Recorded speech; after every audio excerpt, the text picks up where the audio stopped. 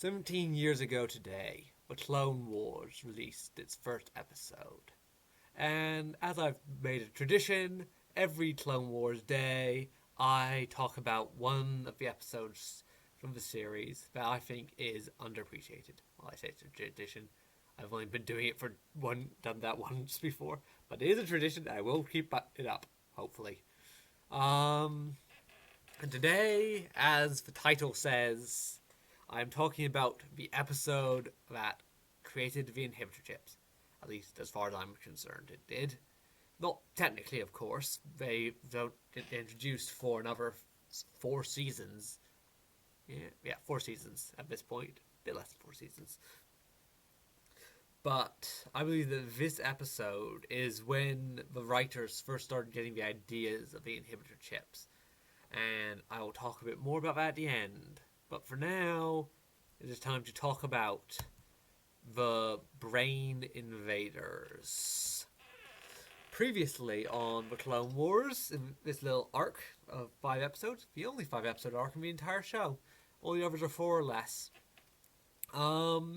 We have the Republic defeat Geonosis, capture Poggle the Lesser, discover that there's a Geonosian hive mind, which can potentially infect non-Geonosians with these little worm things. I don't know why I'm mentioning that, but war's over. I doubt any of this will possibly be relevant. The episode opens with the quote, "Attachment is not compassion." Which, it's an interesting quote for this episode, because it's not completely clear how it relates to the episode, in my opinion. I almost feel like it would work better if it was flipped. Compassion is not attachment. Saying that you can be compassionate for people and care about others without becoming attached to them, and they are more important than others. Which then links into Ahsoka's discussion at the end of the episode, asking about if her not killing Barriss was because she was attached to Barriss, and Anakin telling her, no, it's because you were compassionate. You understand her pain, and she is a host of parasite, but not killing her was not because you were attached. Sure, you cared about her, you were compassionate for her, but you did it because you know that everything's going to be okay anyway, since she turned off the cooling system by that point. But the way it is around, attachment is not compassion. Almost feels like it's a condemnation of attachment more than an appraisal of compassion. And in being a condemnation of attachment, I think it is more talking about what Anakin is doing in this arc, or this episode rather, which is going to great lengths to protect Ahsoka. He will go on to torture Poggle the Lesser, and there are points where he's watching her. There's a point where he's watching her ship go away, as if he's waiting to see what will happen with it, and needs to know where she is at all times, such as when the ship doesn't communicate back in with them. Anakin is attached, and the quote being this way around feels like it's condemning Anakin and what he was doing throughout the episode, which is interesting. Setting the scene. The Jedi proper rather, are taking Poggle the Lesser off to Coruscant to be interrogated, while the Padawans go off to a medical station to pick up medical supplies. But one of their crewmates gets infected by a brain worm, and he stands up all weird. During this scene, the sergeant tells one of the other troopers that we were bred to follow orders. Which, it's not super relevant to this episode, but it all comes back to orders with the clones, doesn't it? And everything is about orders. And also, this is where Ahsoka is taking off in her shuttle, while Anakin watches, looking a bit nervous and wanting to know where she is. Despite the fact that he actually sent her on this mission, showing that he has a bit of trust in her, but he still has a need to know what she's up to. Then, after a few short scenes that aren't that relevant, we reach Ahsoka and Barriss waiting in their crew quarters on the ship. And we can see that they are both sleeping with their lightsabers under their pillows, which is presumably a Jedi tradition, nature, act in some way. But Ahsoka is unable to sleep because it's too quiet, I believe. And so she and Barriss go off to the mess hall to have some snacks, late night snacks. There's another scene in here which I'm moving around a bit to make the video flow better. I say, breaking the flow of the video. As they're getting snacks, Ahsoka brings up that she doesn't know how to enjoy peace as a Jedi, which is interesting because Jedi are supposedly keepers of the peace. And, well, you should be able to know how to handle peace when you're supposedly a keeper of the peace. But, as she says, Anakin doesn't really know how to be a peacekeeper either. He is very much brute-headed, brash-headed, forceful. To quote Ahsoka about Anakin, his thoughts on the future are radical and he will do what needs to be done. She's not even sure how peacetime will agree with him.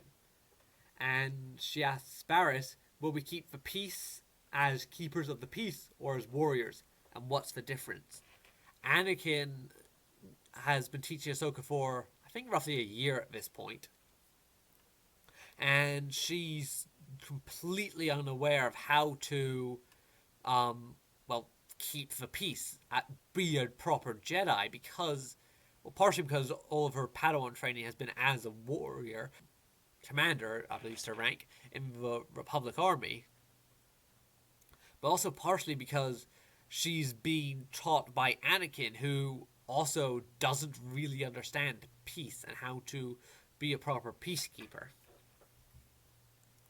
Then we get to the part I skipped over a bit, which is where Scythe, the first clone to be infected, I think I forgot to mention the name of earlier, takes over the rest of the troopers on the ship, or at least this one bay of 8 troopers. They then go over to the bridge and take out both the pilots there, which they interestingly kill and don't infect with more worms, which I'm not sure why, because their objective is to dock on the ship and have everything pretend to be normal. It's only because Ahsoka starts disrupting their plans and communicates with the outside world that they can't just be properly integrated into the medical bay and infect who knows how many other clones. But they still kill the 2 pilots, which I don't know why. Maybe the helmets are getting in the way, but they could force the helmets off. I don't know. It's strange. Then 2 clone troopers come in and attack Ahsoka and Barriss, but they're quickly beaten off because 2 clone troopers is no match for 2 Jedi, even if Jedi aren't fully aware. Then 2 other clone troopers, including the sergeant, show up, and while they're interrogating the 2 clones, Ahsoka and Barriss are both pointing their sabers at them, so goes straight into the man, what is going on? While Barriss asks more calmly, Trap, the sergeant, do you know what happened to the troopers? Though she is still fairly aggressive, she is pointing a lightsaber at him. But this difference in demeanor is very much indicative of their training. Ahsoka has been trained under Anakin, a very brash and to the point Jedi, whereas Barriss is trained under Luminara, who is a much more calm and reserved Jedi. Then Barriss says, these men would just attack us without reason. Which is true, they did not. Of course, it was the mind control from the brainworms. But then Ahsoka brings up Slick from Season 1, and Barriss points out they didn't feel like they were just being paid off like Slick was. And they realize that they've lost contact with the bridge. So they go off to go investigate the bridge with the sergeant, while the other clone trooper stays behind. And interestingly, he's looking like he is actually trying to guard them. He picks up his gun again because the Jedi interrogate them, and they drop their rifles for a brief while. But then he picks it back up once the Jedi leave, and it looks like he's actively guarding them when he is presumably infected, because we know the Sergeant is at this point. I mean, we don't within the narrative of the plot, but like we know in the future that he was infected at this point. So presumably this other clone was, who also came with the Sergeant when they heard the gunfire.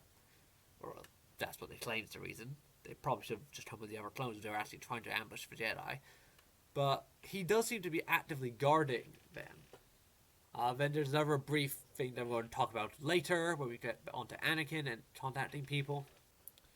They go to the bridge, and that stops by the ratios just in time, when Trap prepares to assassinate Ahsoka, but Barriss detects that he's about to do that, and fights him off, eventually stabbing him as the worm's coming out of him, which Ahsoka then cuts in half. And when they realize that there's a parasite worm there, Ahsoka says, "Mind control? Well, that explains a lot. Trap was my friend. He would never have tried to kill us." Keep that line in mind for later. I'm going to bring it back up again. Then they go off. They start trying to get to the bridge for some reason. And they start wandering off to see what else has been infected. And they come across the clones trying to successfully infecting another clone because they don't reach him in time. And it's interesting because they're speaking Geonosian for this scene and this scene alone. I don't know why, because they never speak Geonosian again at any other point of the episode.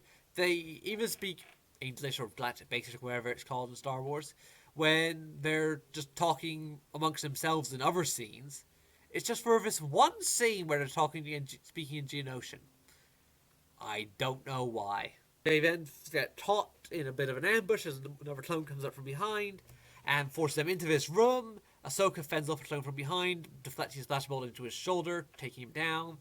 Then Barriss forces the other clones back, but one clone sneaks through her push and she cuts him down. Kill count 2 for Barriss. Yep, she kills 2 clones in this episode. I mean, not the worst amount of clones she'll kill in the series, but it's more than you'd expect from her at this point. And then they escape up into the air ducts. Where they then split off and go their separate ways, and I'm not skipping by another scene here because, video flow, which I'm ruining. And Barriss gets captured by clones, and one of them says, "If there's one thing we clones know, it's how to stop a Jedi." Which is an interesting line in relation to Order 66. Again, keep that in mind for later. And now we're finally going to do some wrap backgrounds to all the scenes I've been skipping past. We skip past one scene where Anakin's all angsty about not having contact from Ahsoka and not knowing who she is. Obi-Wan calms him down a bit by saying, "She's just taking your lead." Anakin tells Rex to make sure he's keeping an eye on things, tell him as soon as possible. Then Ahsoka contacts Kit Fisto, who's at the medical station that they're going to, and informs him about the parasites. And he tells her to make sure the ship does get into them so that they can investigate it, and he will make sure that they take all the precautions necessary to not get infected themselves. Then she contacts Anakin, first Rex, then Anakin. He pulls in Anakin and tells Anakin about the parasites, who then's about to stomp off and find out how to stop it. But I believe that we're skipping that. Yep. Because we go to the next part is Ahsoka v. Barriss. Barriss, who has now, of course, been infected by the parasites, comes in and attacks Ahsoka, menacingly staring at her through the display hologram-ish. It's not hologram, it's glass thingy. Then they fight throughout the hallways, and Ahsoka's just fending her off, eventually kicks her away, runs off, and jumps up into a vent. But now we're going to wrap up a lot of various things Anakin's been doing, because it's time to talk about Anakin's fear this episode. Anakin's fear is, of course, losing those he loves, which by this point does very much include Ahsoka. It's a constant theme throughout the show, and is very much showcased in this episode. First off, when, as I mentioned previously, he was all angsty about not having contact from Ahsoka, despite the fact that it's probably just a random problem. It turned out to be worse, but they didn't know that, of course. Then, once he does finally get contact from Ahsoka, he goes menacingly to talk to Poggle the Lesser, and says, "Leave us," to the two clones guarding Poggle.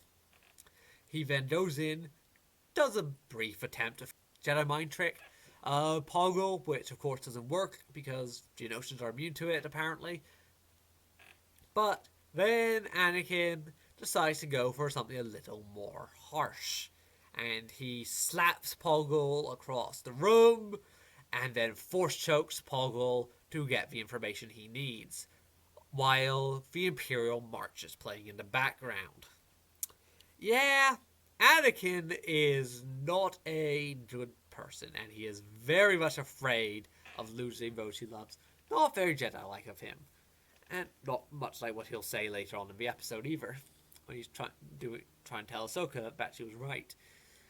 He then tells Obi-Wan and the rest of the Jedi that he just had no time to let them know that Ahsoka had contacted. He needed to rush straight to Poggle. There was no way he could possibly have let them know and had them get away with him beating up Poggle. No. He's probably also mind-wiped the droid over the events in some way. But he does tell them that we've figured it out. We need to freeze the bugs. Or the worms, really. So they inform Ahsoka that she needs to rupture the coolant system, I believe. And she goes off and does that, which is apparently something she just knows how to do. Which, sure, why not?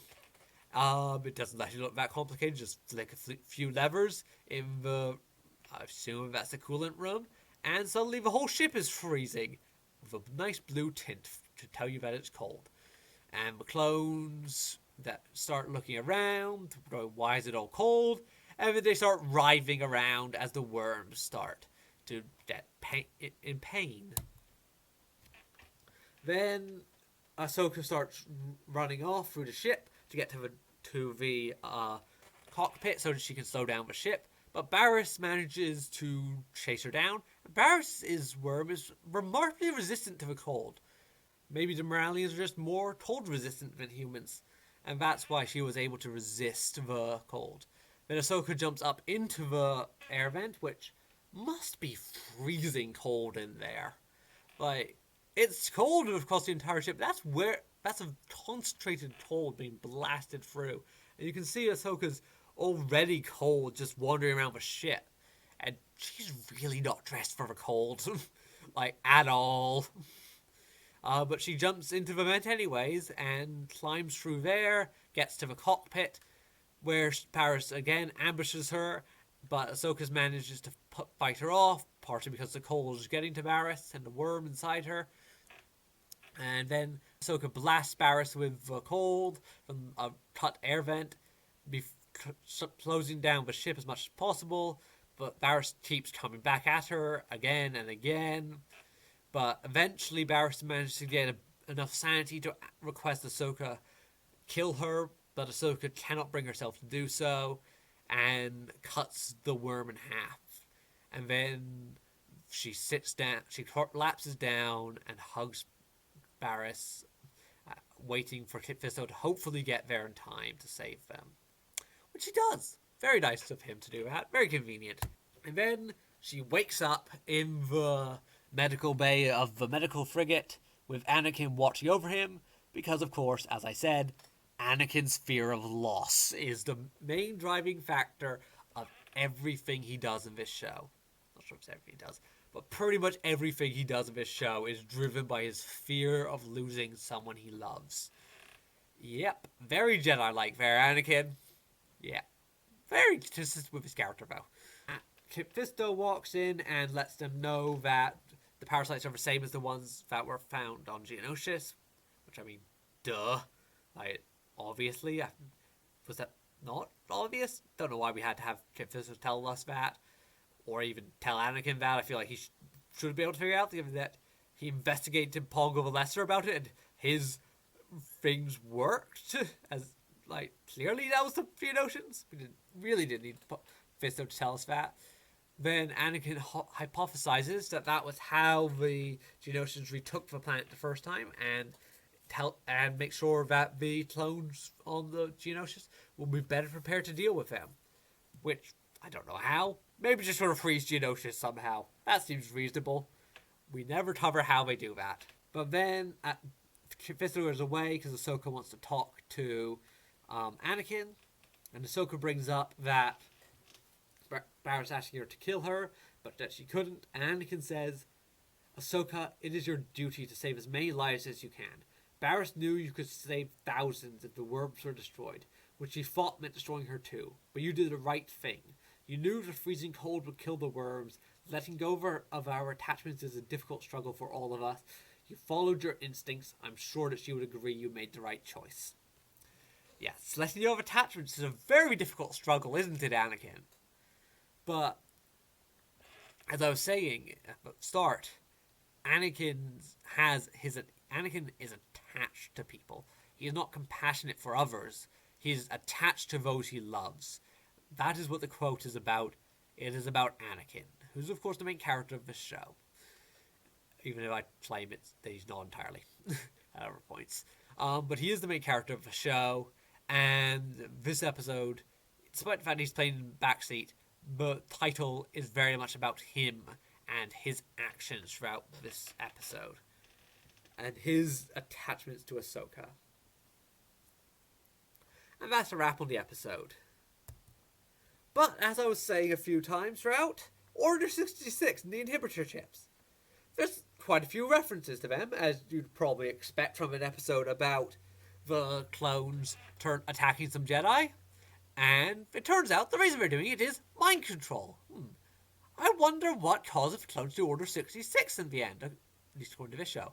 Oh yeah, it's mind control. Just inhibitor chips instead of brain worms. As I've mentioned a few times, there's quite a few references in this episode to Order 66 and how it's being formulated, I believe, as the writers still formulating how they're viewing what Order 66 will become. Order 66 is, of course, eventually revealed to be inhibitor chip mind controlling them, while the clones in this go on attack Jedi. Why? Because of mind control from the brain worms. And there's quite a few lines throughout this episode showing that Ahsoka just does not believe that the clones would turn on them, which could be viewed as irony, and maybe were written with the intention of being irony and not as the writers struggling to place Order 66 within the new reality they've created by fleshing out the clone troopers throughout the show. But Barriss had said at some point, these men wouldn't just attack us without reason, when of course there was a reason, the mind control chips. After Trap attacks them on the bridge, Ahsoka says, mind control? Well, that explains a lot. Trap was my friend, he would never have tried to kill us. Again, fairly explicitly Ahsoka is saying here, but clones need to be mind controlled to commit Order 66. I mean, not directly, of course, because she doesn't know about all that, but that is what she is saying. And now, while that could be viewed as a form of irony, and I'm sure that was viewed as irony back when the episode aired, I feel like it represents writers struggling to place Order 66 within the canon of the clones being people that the Clone Wars has turned them into. Though, as one of the clones says to Barriss when he's capturing her, if there's one thing we clones know, it's how to stop a Jedi. Which very much feels like it's from the pre-inhibitor chip mindset of clones know Order 66 is coming. They are bred for Order 66, just waiting for it. Like Battlefront 2, the original Battlefront 2, not the shitty new one. Actually, is that even shitty anymore? I don't know, I haven't played it in years. But the original Battlefront 2, the Republic era missions and that are all about the clones talking about how they're preparing to betray the Jedi and they know what's coming. And that line of we know how, one thing we clones know is how to stop a Jedi really fits in with that mindset. But then the other lines, as I mentioned, about the Jedi not thinking that clones could betray them because they're friends, fits way more into the inhibitor chip mindset than the previous mindset. And I think this episode shows the writers struggling with the concept of the Order 66 just being something clones did and were willing to do. And it went on to create the inhibitor chips within the minds of the writers, if not technically actually creating them, of course. And that is a wrap on this episode. And now a brief moment to talk about the future of this channel. Next video I'm going to make will be about the greatest episode of Star Wars television, in my opinion. Take your bets on which one what that one is. Next year I'm probably going to be talking about supply lines on Clone Wars Day. I'm going to try, I said emphasis the word try here, and make monthly videos. I doubt I will succeed, but I will try and do so. I've got some ideas planned. Next one is obviously the greatest episode. Then I'm probably going to try and do something about Andor, or maybe talk about Rebuild the Galaxy, the Lego Star Wars show. That's got a lot of interesting things to say about that. Then, starting the new year, assuming I do keep the monthly schedule, I'm probably going to do 2 parts about Darth Maul and how the Clone Wars perfected him and Rebels desecrated him. And after that, I might move that around if I can figure out when Shadow Lord is releasing to line up more with the release of Shadow Lord. And hopefully Shadow Lord will take more from the Clone Wars' queue on Maul than from Rebels' queue. Also around there, I'm going to be... around that's probably going to be my video about the tragedy of Umbara. The greatest waste of potential in the entirety of the Clone Wars. Yeah, that's not going to be a kind video.